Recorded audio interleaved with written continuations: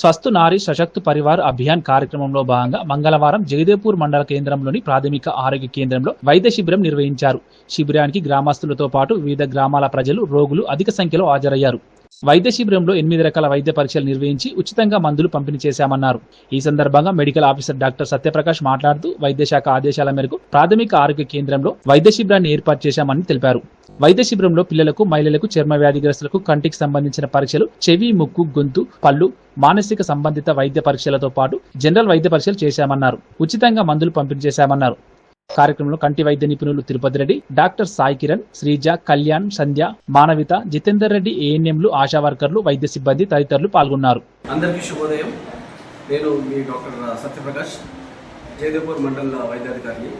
ఈరోజు all specialities Gajwel, Siddipet నుండి మన దగ్గర ఇక్కడ మెడికల్ క్యాంప్ పెట్టడం జరిగింది. దీనిలో భాగంగా సుమారు 150 మందికి పైగా రిజిస్ట్రేషన్ జరిగింది ఇప్పటివరకు. జనరల్ మెడిసిన్ డిపార్ట్మెంట్, తర్వాత పీడియాట్రిక్స్, చర్మ వ్యాధి నిపుణులు అంటే డర్మటాలజీ అంటారు, డెంటల్ డాక్టర్స్, కంటి సంబంధించిన వ్యాధులకు సంబంధించిన చూసేవాళ్ళు, ఆప్థల్మాలజీ డాక్టర్స్, ఈఎన్టీ, చెవి, ముక్కు, గొంతు డాక్టర్లు, తర్వాత స్త్రీల వ్యాధి నిపుణులు, గైనకాలజీ డిపార్ట్మెంట్, తర్వాత వచ్చేసి